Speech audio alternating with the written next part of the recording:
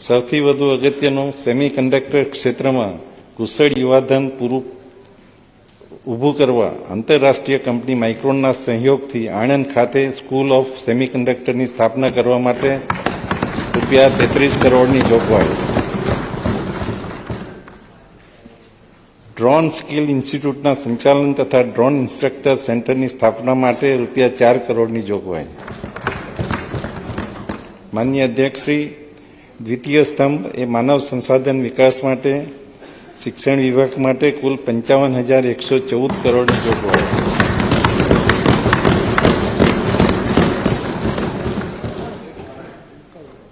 શિક્ષણમાં ગુણવત્તાયુક્ત પરિવર્તન કરવાની દિશામાં રાજ્ય સરકાર દ્વારા ખૂબ અસરકારક અને પરિણામલક્ષી કામગીરી થઈ રહી છે, જેની નોંધ દેશમાં અને વિશ્વ સ્તરે પણ લેવામાં આવી છે.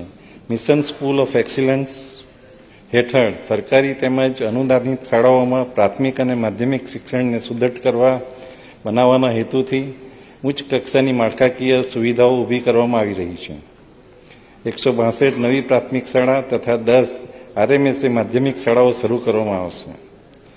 પૂર્વ પ્રાથમિકથી માંડી ઉચ્ચ શિક્ષણ સુધી શૈક્ષણિક માળખાને સુદૃઢ કરી શિક્ષણની ગુણવત્તા સુધારણા માટેના સુનિયોજિત ધોરણે પગલાં લેવામાં આવી રહ્યા છે. શિક્ષણ વિભાગ માટે આ વર્ષે 2023-24ની બજેટ જોગવાઈમાં 11,463 કરોડનો માપદર વધારા સાથે 11,463 કરોડના માપદર વધારા સાથે આગામી વર્ષે ₹55,114 કરોડ કરવામાં આવે છે. પ્રાથમિક શિક્ષણ અને માધ્યમિક શિક્ષણ. માનનીય અધ્યક્ષ, મિશન સ્કૂલ ઓફ એક્સિલન્સ અંતર્ગત પ્રાથમિક અને માધ્યમિક શાળાઓના ઇન્ફ્રાસ્ટ્રક્ચર અપગ્રેડેશન માટે અંદાજે ₹3,000 કરોડની જોગવાઈ. હાલની સરકારી પ્રાથમિક અને માધ્યમિક શાળાના વિદ્યાર્થીઓને ₹130 કરોડના ખર્ચે સ્કૂલ ટ્રાન્સપોર્ટ સુવિધા મળી રહી છે. આ યોજનાનો વ્યાપ વધારી ગ્રાન્ટેડ માધ્યમિક શાળાઓના ધોરણ 9 થી 12ના અંદાજિત 1 લાખ વિદ્યાર્થીઓને પણ ટ્રાન્સપોર્ટ સહાય આપવામાં આવશે. આ યોજના માટે ₹260 કરોડની જોગવાઈ. વિદ્યાર્થીઓને પૂરક પોષણ અને પૌષ્ટિક ભોજન આપવા માટે PM પોષણ યોજના અંતર્ગત ₹1,400 કરોડની જોગવાઈ. ઉચ્ચ અને ટેકનિકલ શિક્ષણ. મુખ્યમંત્રી યુવા સ્વાવલંબન યોજના અંતર્ગત અંદાજે 75,000 વિદ્યાર્થીઓને સહાય આપવા ₹400 કરોડની જોગવાઈ. માનનીય અધ્યક્ષ, મુખ્યમંત્રી કન્યા કેળવણી નિધિ યોજના અંતર્ગત મેડિકલમાં અભ્યાસ કરતી 4500 વિદ્યાર્થીઓને સહાય આપવા માટે ₹160 કરોડની જોગવાઈ. મુખ્યમંત્રી શિષ્યવૃત્તિ યોજના અંતર્ગત 2500 વિદ્યાર્થીઓને સહાય આપવા ₹30 કરોડની જોગવાઈ. માધ્યમિક શાળા અને કોલેજના વિદ્યાર્થીઓ સાથે સામાન્ય નાગરિકો માટે ગુજરાત જ્ઞાન ગુરુ ક્વિઝ અંતર્ગત ₹30 કરોડની જોગવાઈ.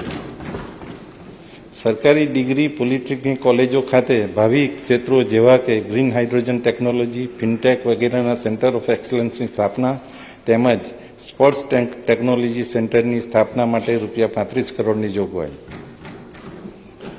માનનીય અધ્યક્ષશ્રી, આરોગ્ય અને પરિવાર કલ્યાણ માટે ₹20,100 કરોડની જોગવાઈ.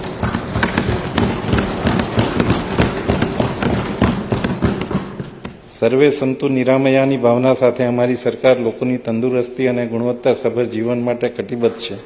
અમારી સરકારે આરોગ્ય ક્ષેત્રે માળખાકીય સગવડો સુદૃઢ કરવા ઉપર ભાર મૂકેલ છે. માતૃ અને બાળ કલ્યાણ ઉપર આગામી વર્ષના બજેટમાં વધુ ભાર મૂકી તેમના આરોગ્ય અને પોષણ ઉપર ખાસ ધ્યાન આપવામાં આવેલ છે. વિવિધ યોજનાઓ દ્વારા ગુજરાતના લોકોના આરોગ્ય અને સુખાકારીમાં વૃદ્ધિ કરવા ચાલુ વર્ષના 15,181 કરોડના બજેટમાં 32.40%નો નોંધપાત્ર વધારો કર્યા. આગામી વર્ષ માટે ₹20,100 કરોડની જોગવાઈ આરોગ્ય અને પરિવાર કલ્યાણ માટે સૂચવું છું. માન્ય અધ્યક્ષશ્રી, મેડિકલ કોલેજો અને હોસ્પિટલો સાથે ત્રિસ્તરીય આરોગ્ય વ્યવસ્થા અંતર્ગત તમામ આરોગ્ય કેન્દ્રમાં બાંધકામ માટે અને સાધનો સહિત સુવિધાઓ સુદૃઢ કરવા માટે ₹2308 કરોડની જોગવાઈ. માન્ય અધ્યક્ષશ્રી, આરોગ્ય સુવિધાઓના સુદૃઢીકરણ તેમજ બિનચેપી રોગો અને અન્ય જાહેર આરોગ્યની સમસ્યાઓના નિયંત્રણ હેઠળ રૂપિયા 4,200 કરોડના ખર્ચે શરૂ કરેલ વિશેષ ગુજરાત પ્રોજેક્ટ અંતર્ગત 350 કરોડની જોગવાઈ. માન્ય અધ્યક્ષશ્રી, એમ્બ્યુલન્સની સુવિધા વધુ સુદૃઢ બનાવવા માટે 108 ઇમરજન્સી સેવા હેઠળ 319 નવી એમ્બ્યુલન્સ માટે રૂપિયા 76 કરોડની જોગવાઈ.